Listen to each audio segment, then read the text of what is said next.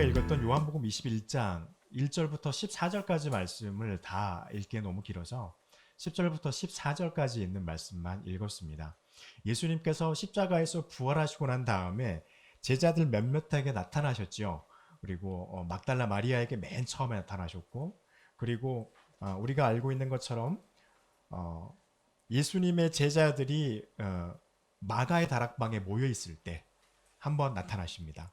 그리고 엠마오로 내려가던 두 제자들 한밤중에 그들이 길을 걸을 때 예수님께서 동행하시면서 그들에게 또 나타나셨고, 그리고 오늘 우리가 읽은 요한복음 21장 1절부터 14절에 있는 것처럼 21장 1절에 보니까 베세다 디베랴 호수라고 돼 있죠. 또는 우리는 이 호수를 갈릴리라고 말하기도 합니다. 이 갈릴리 호수에 물고기를 잡으러 왔던 베드로를 포함한 7명의 예수님의 제자들이 배에서 물고기를 잡고 있을 때 예수님이 그들에게 나타나십니다. 그래서 세 번째 나타나시죠. 그리고 나중에 이후에 이제 도마가 함께 왔을 때 또 한 번 지난주에 말씀 보았죠. 나타나시게 됩니다. 그래서 제자들이 예수님께서 십자가에 못 박히시고 난 이후에 죽으신 다음이죠. 그리고 이제 그들이 막달라 마리아들의 증언에 따라서 예수님께서 살아나신 것 같다. 무덤에 가봤더니 무덤이 비어 있었고 아무것도 없었는데 예수님을 내가 만났다라고 하는 그런 이제 이야기를 듣게 됩니다. 이야기였던 것이죠. 이때까지만 하더라도. 왜냐하면 예수님을 직접 만나지 못했어요. 막달라 마리아 외에는 아직은.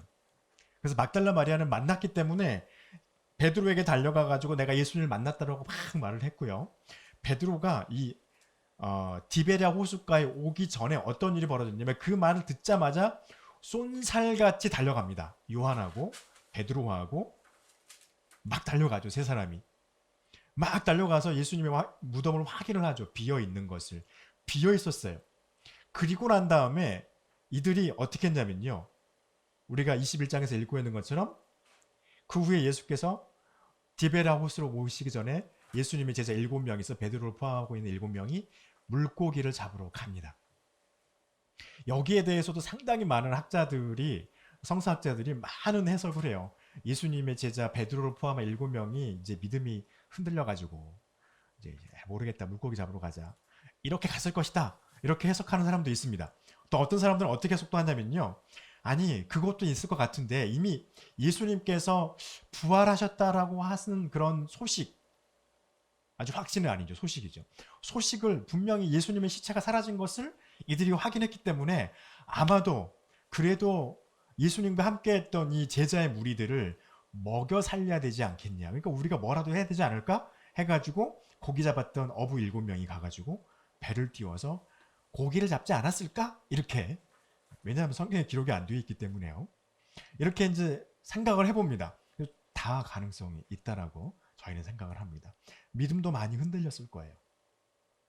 의지했던 주님이 그렇게 쉽게 십자가에서 돌아가셔 버렸고, 그리고 예수님의 무덤이 있어야 되는데 예수님의 무덤이 도둑을 맞은 건지 예수님이 살아난 건지, 막달라 마리아의 증언에 의하면 예수님이 살아나셨다고 하는데 그녀는 예수님을 만났다고 하는데 아직 우리는 만나지 못했단 말이에요. 그 믿음의 의구심도 많이 생기고, 그래서 이 제자들이 한 곳에 모여 있는데 저 사람들이 먹어야 되는데 어떻게 이거 굶길 수는 없고 에라 모르겠다, 일단 가서 고기라도 좀 잡자, 이랬던 것들이 다 종합적으로 되어서 있지 않았을까, 그렇게 생각을 합니다. 그래서 이제 거기에 가서 고기를 잡았는데 비슷하죠. 요한복음 6장에 보니까 예수님께서 베드로를 처음 부르실 때 베드로가 밤새도록 고기 잡았거든요. 근데 오늘 말씀도 읽어보시면 밤새도록 잡았는데 아무것도 못 잡았어요. 4절 말씀이 이렇게 나오죠. 21장 4절에 밤새도록 고기를 잡았는데 아무것도 못 잡은 거예요. 6장에 있는 그 예수님께서 베드로를 부르실 때랑 너무 비슷한 장면이다, 이렇게 생각을 합니다. 근데 이 장면을 통해서 예수님께서 나타나셨고 베드로를 포함한 요한을 포함한 7명의 제자들을 다시 만나시는 그 장면이 1절부터 14절에 있는 말씀이에요. 그런데 여기 이 장면에서 우리가 보아야 할 것들이 있습니다.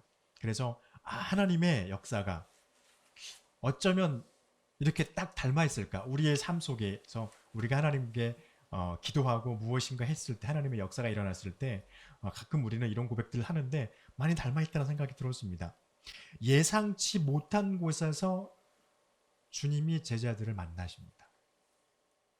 첫 번째 예상치 못했다 라고 하는 이 말을 제가 드린 이유는요. 메시아가 오게 되면 유대인들은 세상이 끝날 것이다 라고 생각을 하고 있었어요. 당시에. 그래서 세상이 끝나게 되면 메시아는 어디에 와야 되냐면 예루살렘 성전에 오셔야 돼요. 그래서 예루살렘 성전에 메시아가 딱 오고 하나님이 오시는 거죠. 하나님이 오면 모든 민족과 열방들이 어디로 오게 되어 있는 거냐면 예루살렘의 성전 앞으로 다 모이는 곳으로 그들은 이해하고 있었습니다. 그래서 메시아가 왔다? 그러면 반드시 어디로 와야 되는 거예요? 예루살렘. 특별히 솔로몬 성전이 지어져 있는 그곳에 지금은 모스코가 지어져 있죠. 네. 그곳에 와서 당연히 거기에서 와서 사람들이 만나고 열방이 만나고 믿는 사람이든 믿지 않는 사람들이든 다 만나는 것이 그들이 가지고 있는 종교적인 상식이었어요. 그런데 지금 어떤 사건이냐면요. 주님께서 십자가 메시아라고 하는 예수님이 십자가에서 죽으시고 3일 만에 부활하셨습니다. 그런데 그들을 만나시기 위해서 예수님이 예루살렘의 솔로몬 성전이 아니라 베드로와 요한과 나머지 제자들이 물고기 잡고 있는 디베리아 호수 가에 나타나신 거예요. 당시에 가지고 있는 종교적인 상식으로는 절대로 일어날 수 없는 일이 지금 제자들 눈에 일어난 겁니다. 예상치 못한 곳에서 주님과 제자들이 만나신 거예요. 그리고 이것이 또 한 번 예상치 못한 것이 뭐냐면 아까도 말했지만 죽은 자들이 부활했다? 여러분 가끔 지금 우리가 살아가는 세상 속에서 죽었다가 깨어나신 분들이 가끔 있으시죠. 가끔 있습니다. 자주 있진 않고. 그때 어떤 일이 그 종교적으로 가지고 있는 것은요. 죽은 자가 다시 살아난다. 이것은 언제 일이냐면 이스라엘만 그렇지 않아요. 그래서 이집트에서도 매장을 할 때 어떻게 매장을 했습니까? 식체가 썩지 않게 방부제를 잔뜩 집어넣어가지고 붕대로 쌓아놓잖아요. 왜냐하면 나중에 이 사람이 살아나면 육신이 있어야 되니까. 영혼이 들어올 육신이 있어야 되니까 육신이 있도록 미라를 만들어요. 그렇게 해놨어요. 그래서 그렇게 해놓은 이유는 뭐냐면 마지막 날 세상이 마지막 신이 이 세상을 마지막으로 무엇인가 할 그날에는 죽은 사람들이 다 살아날 것이라고 그들은 알고 있었습니다. 그러니까 언제 이런 일이 벌어지냐면 마지막 날에 벌어질 일이었다고 그들은 이해하고 있었어요. 그런데 성경은 기록하고 있죠. 어떻게 됐습니까? 예수님께서 죽음에서 부활하시고 난 이후에 예수님이 하늘로 승천하시고 난 다음에 무덤에서 부활한 사람들이 여럿 있었다고 그랬어요. 죽었다가 살아난 사람들이. 그들이 예수님이 승천하시고 난 이후에 자신들 사는 마을과 자기 친척들에게 자기 가족들에게 자신들의 모습을 보였다라고 성경은 기록을 하고 있습니다. 그러니까 이거는 당시의 사상으로는 세상의 종말이었던 것이죠. 그 종말에는 죽은 자들이 나타난다고 하는 것이 그들이 가지고 있었던 것이에요. 근데 그 죽은 자들이 어디로 나타나요? 예루살렘 성전 앞에 나타나는 것이었습니다. 그런데 죽음에서 부활하신 분이 지금 예루살렘이 아니라 마지막 날이라든지 하나님의 신이 어떤 세상의 종말을 구하는 어떤 그런 것들이 일어나고 그것들이 선포되어진다라고 알고 있는 그 장소가 아니라 예수님의 제자들이 있는 그 장소에 오신 거예요.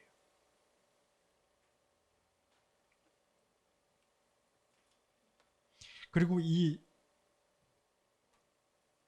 대단한 일이 일어나 버리는 것이죠. 그래서 이것을 통해서 우리가 알 수 있는 게 뭐냐면요. 우리가 늘 우리의 삶과 우리의 신앙에서 경험하는 겁니다. 하나님이 원하시는 곳에 하나님이 만나주시길 원하는 사람에게 나타나신다는 거예요. 제자들 깜짝 놀랐을 거예요. 아마도. 엄청난 쇼킹이었을 겁니다. 죽음에서 부활하신 분이 예루살렘 솔로몬 성전 앞에 아니라 내가 물고기 잡고 있는 여기에 나타나셨어? 우와, 이거는 완전히 뻥 뒤통수한테 맞은 거랑 똑같은 거죠. 이것은 많이 다릅니다. 인간이었다면 인간이었다면 그 예수님이 부활하시고 나타나신 가장 그 부활하심을 가장 잘 효과를 낼 수 있는 것은 솔로몬 선전 앞에서 딱 낳고 나타나시는 거예요. 많은 사람들 앞에서. 그러면 그거는 이루 말할 수 없는 파급 효과를 낼 수 있었겠죠. 그래서 그랬을까요? 이 복음서에서 보면은 예수님께서 사역을 시작하시기 전에 40일 동안 금식하시고 난 다음에 사단이 유혹하는 것 중에 한 장면이죠. 솔로몬 성전의 꼭대기에 딱 세워가지고 뛰어내려. 그래서 네가 뛰어내리면 네가 하나님의 아들이기 때문에 하나님이 너를 죽지 않게끔 땅바닥에 네 발이 닿기 전에 하나님이 천사를 보내시고 딱 안 죽게 할 거야. 그러면 십자가 안 줘도 되잖아. 사람들이 우와 기적이 벌어졌다. 당신이 말하는 모든 말은 다 들을 거 아닙니까? 그러니까 십자가 지지 말고 죽지 마세요. 그렇게 하면 되잖아요. 여러분 이거는 인간의 입장에서 말하는 효과의 최대한의 효율성이죠. 근데 하나님 그것을 거부하셨습니다. 예수님도 부활하시고 난 다음에 가장 큰 효과, 가장 큰 효율성을 생각한다면 솔로몬 성전 앞에 나타나시면 돼요. 근데 거기에 안 나타나시고 당신의 제자들이 남들을 아무것도 생각하지 않는 신의 어떤 역사가 거기서 일어날 것이라고 생각하지도 않는 호숫가, 어부들 앞에 나타나시다는 것이죠. 예상치 못한 만남이었습니다. 우리의 신앙의 모습, 우리의 모습과 너무나 많이 닮아 있지 않습니까? 우리가 기도할 때 우리가 원하고 바라는 것이 있는데 하나님이 그렇게 역사하시기보다는 하나님이 원하시는 방법대로 우리의 삶에 역사하신다는 것을 우리 이것을 통해서 또 지켜볼 수 있습니다. 또 한 가지 우리가 알 수 있는 것은요.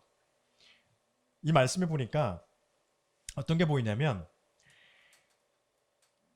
예수님께서 그들에게 나타나셔가지고 물어보시죠. 5절 말씀을 보니까 예수께서 이르시되 얘들아 너희에게 고기가 있느냐 이렇게 물어봐요. 그런데 그들에게 물고기가 없었습니다. 4절에 보니까 어떻게 됐냐면요. 예수께서 바닷가에 서셨으니 제자들이 예수인 줄 알아보지 못하는지라 이렇게 돼 있어요. 이것도 하나의 신비입니다. 지금도 해석이 분분합니다. 정확한 해석을 할 수 없습니다. 이 부분은. 그런데 짐작해 볼 수 있는 건 있어요. 예수님의 제자들이 예수님을 진짜 몰랐을까요? 우리는 그렇게 생각하거든요. 그들의 믿음이 지금 반신반의가 됐어요. 어찌 보면 어떤 신학자들은 이미 예수님의 제자들은 불신이라고 하는 것이 하는 쪽으로 넘어가 있는 그런 상태였을 것이다 라고 말하는데도 하나같이 그 와중에서도 왜 베드로와 요한과 하나님의 사랑, 예수님의 사랑을 받았던 그들이 그곳에 있었는데 왜 몰라봤을까라고 하는 여기에 대한 물음표를 찍으면서 이렇게 말합니다. 어떻게 말하냐면 예수님의 모습이 바뀌어 있었기 때문에 제자들이 처음에 몰라봤을 거라는 것을 생각한 거예요.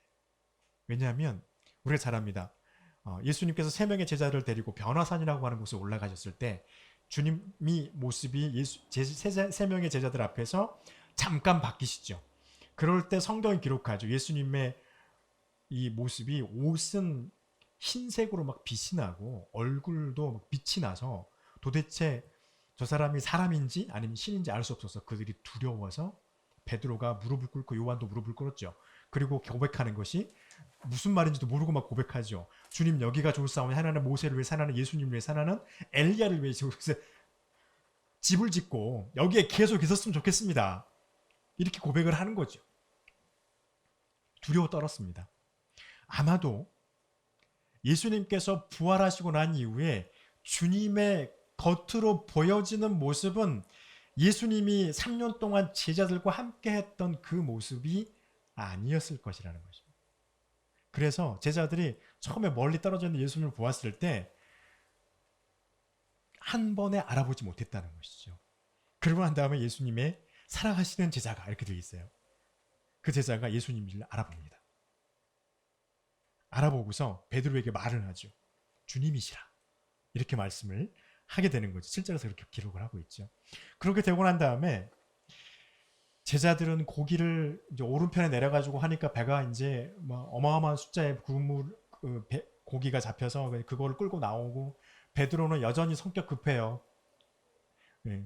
예수님 잡으려고 하는 사람이 칼 빼가지고 말고기를 자르던 사람, 그 다음에 예수님이 살아나셨다고 막달라 마리아가 말하니까 막 달려가죠. 이번에는 그 바닷가에서 그냥 배 타고 나오면 될 텐데 성격이 급해가지고 옷 딱 입고 바다로 뛰어내려요. 그래서 열심히 헤엄쳐가지고 예수님을 막 갑니다. 도착하는 건 비슷비슷하게 도착을 했어요. 그런데 여기에서 주님이 어떻게 요한이 이걸 알아챘을까? 비슷한 거, 이미 익숙한 것을 예수님께서 그들에게 자꾸 보이셨어요. 5절에서도 그렇게 말합니다. 얘들아 너에게 고기가 있느냐? 누가 감히 이 사람들한테 어른들한테 얘들아 부르시겠어요? 근데 예수님이었기에 그게 가능했던 것이죠. 그리고 그들이 익숙한 모습들을 보이십니다. 그래서 어떤 거냐면 주님이 제자들과 함께 3년 동안 사시면서 말씀하셨던 어투, 억양, 뉘앙스, 아마도 행동하는 그런 모습들, 이 모든 것들은 누가 봐도 어디서 많이 본 사람인데? 이렇게 할 수 있도록 행동을 하셨다는 거죠. 말도 하셨다는 것이죠. 알아챌 수 있도록. 이미 모습은 변하셨지만 주님께서 우리에게 다가오는 것은 이미 우리가 잘 알고 있는 주님의 그런 익숙한 방법으로 우리에게 다가오셨다라고 하는 것입니다. 그래서 그러셨을까요? 부활하신 주님을 알아채지 못했어요. 다 못했죠. 막달라 마리아도 예수님께서 가장 먼저 만나주셨는데 몰라 알아봤죠. 그리고 어떻게 합니까? 주님께서 여자의 평안하냐? 이 말 한마디에 알아봅니다. 엠마오로 내려가던 두 제자들, 막달라 마리아가 그렇게 말을 하는데, 야, 이거 머리 아프다. 죽은 사람이 어떻게 살아나? 이러면서 막 이제 밤중에 가는데 어떤 사람이 나타나가지고 무슨 이야기 하세요? 막 말을 하죠. 그러니까 막 어떻게 당신은 지금 이 시대에 사는 사람이 아니냐 그러면서 얼마 전에 일어난 그 사건을 왜 모르냐 그러면서 막 이야기를 하죠. 그랬던 예수님이 호통을 치시면서 막 말씀을 하고 이 사람들아 당신들은 도대체 스승한테 뭘 배웠냐 이러면서 성경을 갖다가 막 끌어다가 그렇게 예수님이 십자가에서 죽어서 3일 동안 죽었다가 다시 부활해야지 된다라고 하는 걸 막 가르쳐요. 근데도 이때까지 이 두 제자가 몰라요 예수님인 줄. 언제 하냐면요. 떡을 떼서 하늘을 보고 축사하시고 떡을 주고 고기를 먹을 수 있도록 하는 걸 딱 보니까 어디서 많이 본 거예요. 익숙한 모습인 거예요. 그리고 아는 거죠. 주님이시구나. 깨닫고 주님은 보려고 했는데 이미 주님은 그 자리에서 사라지신 거죠. 그리고 도마에게는 어떻게 하셨습니까? 직접 눈으로 봤던 거. 옆구리에 창자국이 있는지 손과 발에 못자국이 있는지 없는지 와서 보아라 라고 보여주시고 만지도록 허락하셨죠. 이런 것입니다. 가장 익숙한 방법으로 주님이 제자들에게 다가오셨을 때 제자들은 주님이심을 알게 됐어요. 아이러니하죠.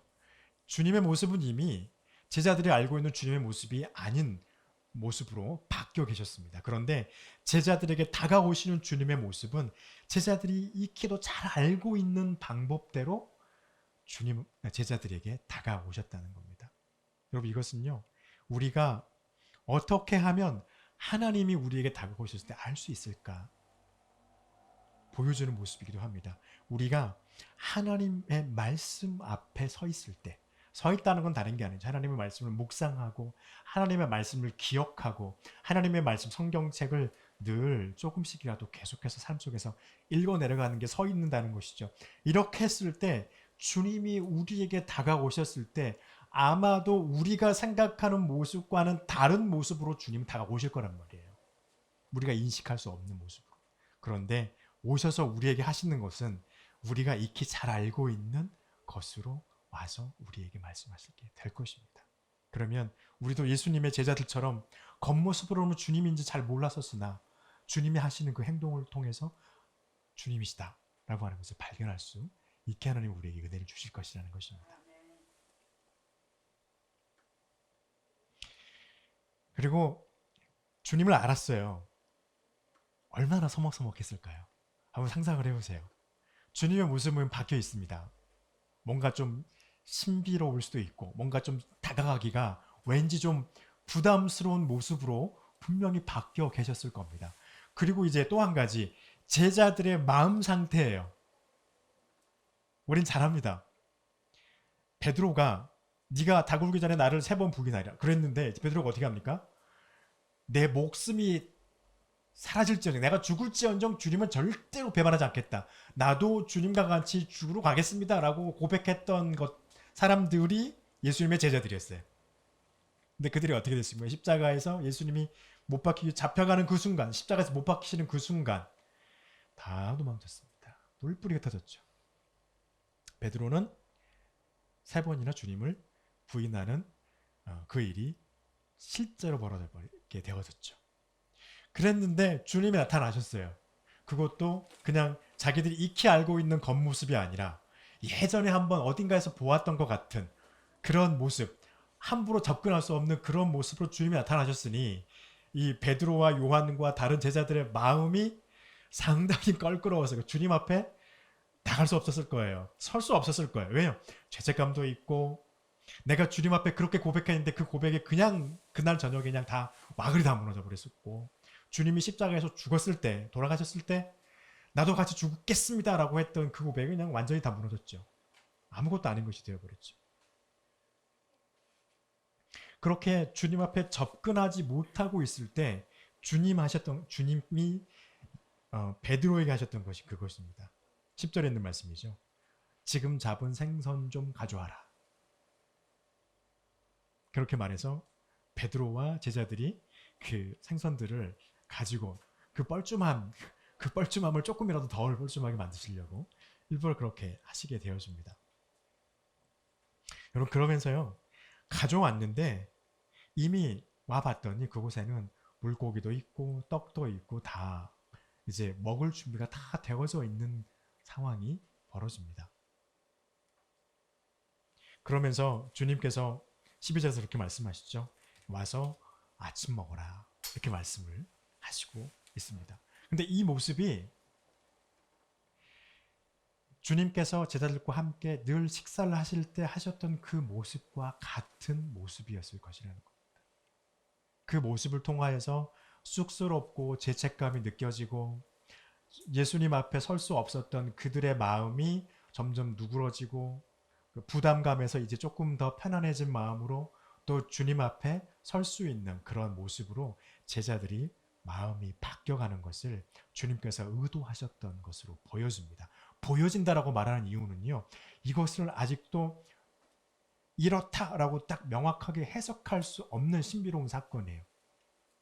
우리가 여담이긴 하지만 11절에 큰 물고기가 그물에 가득 찼는데 153마리라 이렇게 말을 하잖아요. 어떤 초대 기독교 교부, 그러니까 목사님이시죠. 초대 교부는 이렇게 말합니다. 153마리는 그때 당시의 과학이죠. 그때 당시의 과학으로 물고기의 종은 153종이다. 라고 기록한 기록이 있어요. 그것을 딱 보니까 153마리 모든 민족을 하나님이 다 하나님 앞으로 부르시는 것에 대한 은유적인 표현이 아닐까? 물론 그렇게 생각하지 그것이 맞다라고 말하지는 않습니다. 그렇지만 완전히 틀렸다라고 말하지도 않습니다. 그래서 그걸로만 한정짓지는 않죠. 그래서 153마리의 물고기가 걸렸다는 것 자체도 신기로운 것이고 그 의미를 가지고 있는 것도 신기로워요. 여기는 좀 재밌는 게 있지만 우리가 잘 아는 어거스틴이 그렇게 말합니다. 이것은 1부터 17까지의 숫자를 더한 수다. 그렇게 말을 해요. 실제로 1부터 17까지 더하면 153이 나옵니다. 153이 나오는데 이거를 또 성경에서 숫자가 가지고 있는 의미가 있기 때문에 그 의미를 이렇게 말합니다. 10와 7이 모여있다. 이렇게 말하는 겁니다.